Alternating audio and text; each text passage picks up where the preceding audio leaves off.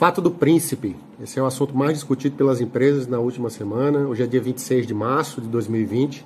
E o Sindiconfecções do Ceará, o sindicato da moda local, que congrega um cenário de 9 mil empresas, 9 mil indústrias aqui do estado do Ceará, de todos os tamanhos, ele nos pediu uma análise rápida sobre esse assunto, porque os empresários estão sem saber o que fazer diante das incertezas e das dificuldades que estamos passando por conta do coronavírus.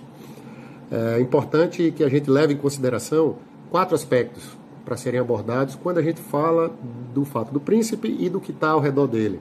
O aspecto trabalhista, tributário, cível e de direito consumidor. Rapidamente vamos tentar aqui fazer uma abordagem geral para os empresários do setor da moda. Vejam, sobre o aspecto trabalhista e também sobre qualquer dos outros aspectos, é importante que todos os senhores saibam que não há solução de prateleira. O que é a solução de prateleira? É aquela que você pega e aplica igualmente para todas as empresas. Não, cada caso é um caso e que demanda a atenção dessas regrinhas que eu vou dizer agora. No aspecto trabalhista, o assunto vem sendo debatido e, de fato, o artigo 486 da CLT está em vigor, ok?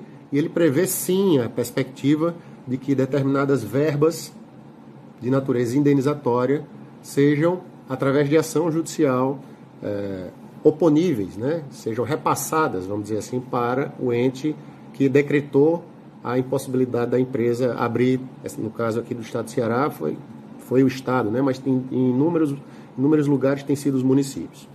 Então veja, o artigo 486 diz, estabelece que, havendo paralisação temporária ou definitiva do trabalho, motivada por um ato normativo de determinado ente, que impossibilite a continuação da atividade, prevalecerá o pagamento de indenização, atenção a esse nome, indenização, que ficará a cargo do governo responsável.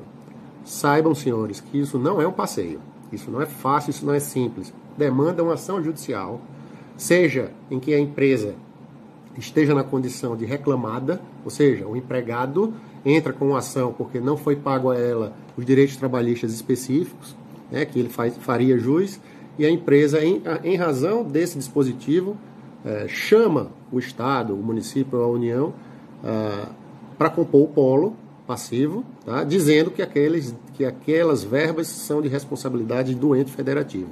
Então entendam, que verbas são essas? São as verbas relacionadas a pagamento, as verbas de natureza indenizatória, não são as verbas rescisórias comuns. Aquilo que o empregado já acumulou ao seu patrimônio jurídico até esse instante, e a verba, e essas verbas têm que ser pagas obrigatoriamente pela empresa. Não pode-se pensar na perspectiva de, dada a circunstância do coronavírus, a rescisão vai ser paga pelo ente federativo. Isso não existe e algumas empresas estão muito equivocadas em pensar isso. Verbas de natureza indenizatória, um aviso prévio, 40% do FGTS, ok? As multas e por aí vai. Os departamentos jurídicos têm que ficar atentos, os departamentos de recursos humanos mais ainda. Por quê? Porque um erro estratégico pode levar, inclusive, a ações opostas pelo Ministério Público do Trabalho contra essas empresas. Prestem atenção para não forçarem a barra baseado em informação de WhatsApp que está chegando, sem levar em consideração a responsabilidade que as empresas têm que ter quando se tenta obter um benefício específico em razão desse dispositivo. Ele é excepcionalíssimo, ok? Excepcionalíssimo. Vou dar um exemplo, em vários casos ele já foi invocado e a empresa ganhou. Exemplo, uma empresa farmacêutica que 90% do seu faturamento venha de um medicamento específico que ele detém a patente aqui no Brasil. Imagine, um medicamento grande, um medicamento que tenha grande circulação. Imagine que o governo quebra a patente desse medicamento e ele, do dia para a noite, para de vender. E tem que demitir. Esse é o caso típico do fato do príncipe que pode ser invocado. Ok? É o caso típico. Porém, nesse caso do coronavírus, as empresas que estiverem paralisadas têm que demonstrar essa circunstância também. Documentalmente, queda de faturamento, tem que abrir a condição fiscal da empresa, tem que abrir a condição bancária da empresa para mostrar essa redução. Isso tudo é matéria de prova. Tem que prestar atenção nesse aspecto. Teoria da imprevisão no aspecto cível. Ah, eu posso deixar de pagar meu fornecedor? Ah, eu posso reduzir o valor devido ao meu fornecedor? Somente também casos excepcionalíssimos em que o fornecedor ganhe com essa situação. Se o fornecedor, imagine um contrato de aluguel, você está perdendo receita por conta do coronavírus, e ele se mantém aqui, ele acaba perdendo também, não existe teoria da imprevisão, porque a teoria da imprevisão, um ganha e o outro perde. Contratos em dólar, por exemplo, dólar estoura, que esse daqui passa a ganhar muito e esse aqui passa a pagar muito, e a condição dele baixa. É o caso da teoria da imprevisão, está no artigo 478 do Código Civil, e que fala, em termos jurídicos, isso que eu estou acabando de falar, de dizer. Prestem atenção para não entrar em aventura jurídica, ok? E façam a negociação individual com seus fornecedores, levando em consideração a sua capacidade de negociar, a dificuldade que ele também vai ter de fornecer, ok? O produto ou o serviço que ele tem, enfim, é negócio que vocês têm que levar em consideração. Não necessariamente essa solução específica jurídica, mas havendo esse descompasso do contrato, sim, é possível fazê-lo.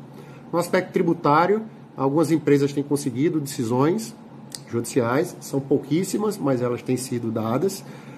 Um exemplo é o processo 1016-660-71.2020, lá da primeira 20ª Vara Federal do Distrito Federal, em que o juiz reconhece que moratória não pode ser concedida por decisão judicial, não pode, somente, isso está no Código Tributário Nacional, artigo 152, é matéria reservada à lei, mas ele relativiza a situação e autoriza a moratória baseada em princípios constitucionais, que não dá tempo aqui de eu fazer uma abordagem, mas fala da dignidade da pessoa humana, fala da livre iniciativa, fala do direito à propriedade, fala do direito ao trabalho, faz uma análise complexa disso tudo e concede liminar para prorrogar por 3 meses pagamentos de verbas federais, de tributos federais, contribuição social, imposto de renda, PIS e COFINS. Ok?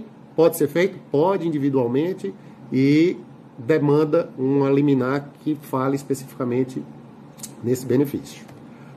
Em relação ao direito do consumidor, também é importante que as empresas prestem atenção no artigo 6º do Código de Defesa do Consumidor, que aí é o inverso. O consumidor que tenha feito uma compra, imagine que, e vocês também, na condição de consumidores, ok? Você compra um ar-condicionado para colocar, ou você compra uma máquina, ou você compra itens específicos que não são insumos do seu processo produtivo, ou seja, vocês estão na condição de consumidores, é possível a revisão, tá? O código fala, revisão em razão de fatos supervenientes, no caso coronavírus, que tornem as obrigações excessivamente onerosas.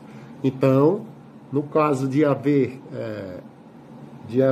da empresa desejar demandar judicialmente a modificação, a revisão de contrato em decorrência do momento que está vivendo e em decorrência da onerosidade que ele, consumidor, ou você, consumidor, empresa consumidora, tenham tido, é possível sim, baseado no Código de Defesa do Consumidor, obter benefícios para rever o contrato e modificar as cláusulas para torná-lo mais proporcional, mais equânime e mais razoável. Ok? Já vou aqui em 8 minutos e 40, não dá, eu não consigo ser mais rápido que isso, me perdoem. Nós temos aqui à disposição de 5 confecções para tentar, com esse vídeo e com outros, fazer a nossa parte, a nossa função cidadã, e estamos à disposição, o sindicato está à disposição para tirar outras dúvidas que as empresas eventualmente tenham. A recomendação é que sejam muito cautelosos, que os jurídicos sejam cautelosos, sejam ortodoxos nesse instante, porque qualquer movimento em falso vai piorar a situação de empresas que já estão em situação extremamente difícil. Não dá para aventurar. Qualquer aventura equivocada nesse instante tem o efeito contrário. Ok? Fiquem com Deus, todos com saúde. Que Deus abençoe a todos nós, que a gente possa ir mais longe. Um abraço.